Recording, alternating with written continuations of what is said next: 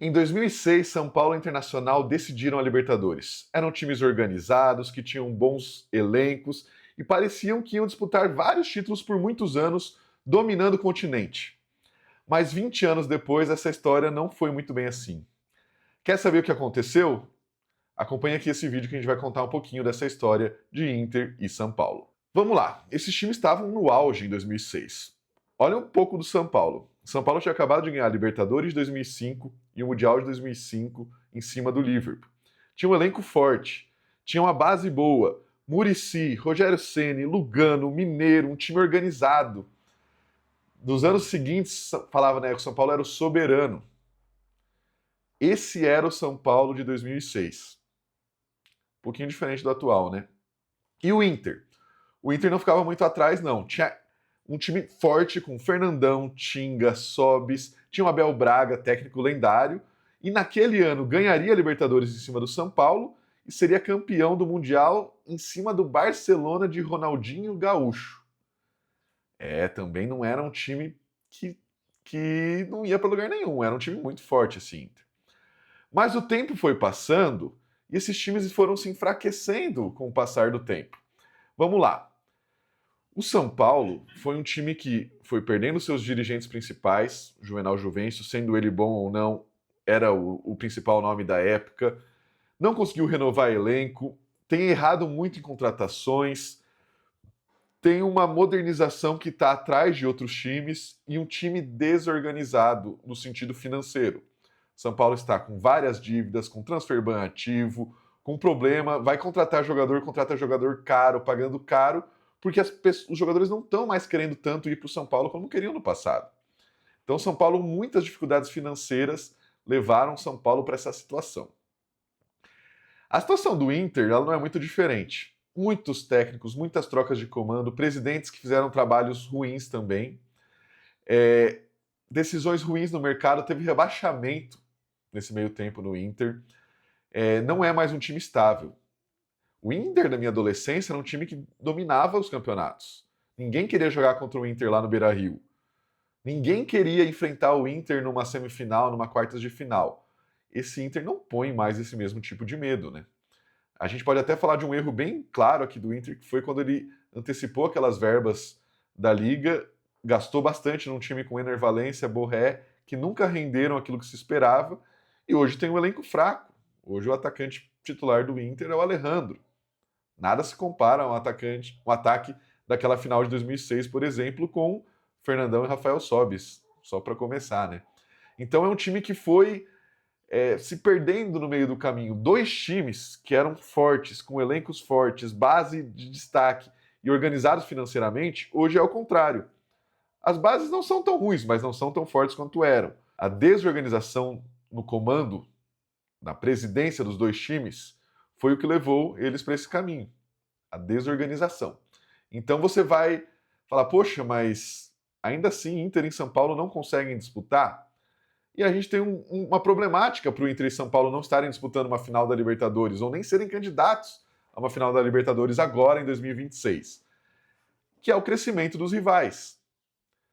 Lá em 2006, o Flamengo não era nem perto do que é hoje. Então o Flamengo, no meio do caminho, se reestruturou, se organizou financeiramente, utilizou toda a torcida que ele tinha a seu favor, essa torcida enorme do Flamengo, e agora é um time que está muito à frente de São Paulo e de Inter, financeiramente falando, em organização. Não só o Flamengo, o Palmeiras também se organizou, entrou dinheiro lá com o Paulo Nobre, conseguiu organizar as finanças do time. Não tem uma torcida tão poderosa quanto o Flamengo, mas ainda assim consegue boas entradas financeiras, organizou, profissionalizou a gestão, tem bons patrocínios, teve ajuda da Crefisa, tem um estádio forte que dá bastante dinheiro para o clube. Então tudo isso a gente está falando por quê? Porque Inter e São Paulo foram ficando para trás. Outros times foram se profissionalizando. O São Paulo ele tem, se não a terceira, a quarta maior torcida do Brasil. Então era para ser um time mais competitivo, era para um time para estar brigando ali muito próximo da maioria dos títulos. E o Inter sempre foi muito forte no Sul, junto com o Grêmio, eles eram times temidos. E hoje você vê Inter e Grêmio disputando campeonatos diferentes. Inter e Grêmio não entram mais todo ano como candidatos ao título do Brasileiro. Quando estão bem, você é o candidato a se classificar para a Libertadores. Quando não estão bem, que é o caso desse ano, você fala que é um time que vai disputar o rebaixamento, que é o que está acontecendo agora em 2026. O São Paulo ainda não está disputando o rebaixamento, mas se não cuidar, tem um turno ainda inteiro pela frente para cuidar. Olha só os dias atuais de Inter e São Paulo. A gente está voltando de uma pausa de Copa, né? Foram 45 dias sem jogo do Campeonato Brasileiro. Aí você pensa o quê? Quando esses jogos voltarem, a torcida vai chegar em peso para assistir o jogo. Olha os públicos que Inter e São Paulo tiveram na volta do Brasileiro. O São Paulo enfrentou o Atlético Paranaense. Vamos falar a verdade também que foi o jogo em Bragança Paulista por problemas lá com shows no Morumbi. E teve 6.487 pagantes. Um público muito ruim. Tá bom que era em Bragança, mas é 6 mil torcedores que estavam lá. E o Inter, 45 dias sem futebol, recebendo o Cruzeiro em casa, um confronto forte do futebol nacional, com um público de 12.266 torcedores no Beira-Rio. Gente, não dá, né? Não dá. Como que esses clubes vão competir com Palmeiras, Flamengo e outros clubes organizados, tendo 12 mil, 6 mil torcedores no estádio? Eu sei que a média do São Paulo no Morumbi é maior, mas o São Paulo, pelo segundo ano consecutivo, tem aberto mão do Morumbi por causa dessas negociações de shows e outros eventos ali no estádio do Morumbi. Então tem se tornado uma realidade jogar em situação com menos torcida. E o Inter, aquele estádio bonito do Beira-Rio, reformado lá para a Copa de 2014, não dá para ter 12 mil depois de 45 dias sem ver o time jogar. Isso significa o quê? Que a torcida não está vindo junto. E são crises financeiras enormes. Olha o que o São Paulo fez esse ano. Estava em primeiro no Brasileiro, o que não ia se sustentar, mas demitiu o Crespo. Depois do Crespo já veio o Roger Machado. Já estamos no Dorival. E o Dorival não demonstrou nada ainda nesse novo trabalho do São Paulo. Dorival que era forte nas Copas. São Paulo já não está na Copa do Brasil. Então é um grande problema que o São Paulo está vindo. O elenco do Inter. Gente, o elenco do Inter é muito fraco.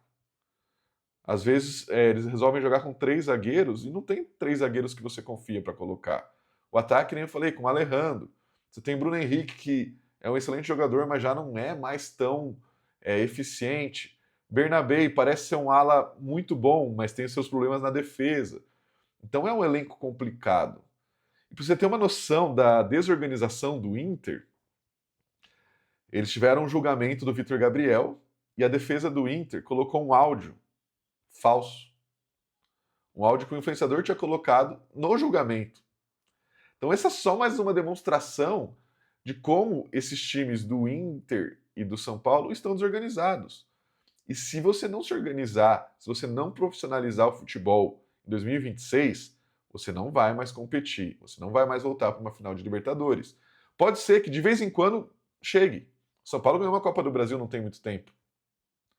Mas não parece resultado de um trabalho, parece um acidente no meio do caminho. Opa, vem um título aqui, mas no outro ano já não estava mais disputando na mesma qualidade. Então são times que você não consegue. Pode ser que um ano ou outro ganhe, mas para quem olha para aquele Inter e São Paulo de 2005, 2006, que eram times que estavam todo ano disputando o Campeonato Brasileiro, chegando em final de Libertadores, ganharam 2 mundiais, né? São Paulo 2005, Inter 2006. Parece que essa realidade está muito distante hoje em dia. Então, talvez o maior ensinamento que a gente possa falar agora em 2026 no futebol é que não é tão difícil, com muitas aspas aqui, chegar ao topo. Mas se manter é extremamente complicado. As provas estão aí. O soberano não é mais soberano. O maior do Sul talvez não seja mais o maior do Sul. Então, nem Inter nem São Paulo acreditavam que 20 anos depois de uma final de Libertadores estariam em situações financeiras, de organização e de resultados tão ruins quanto estão hoje.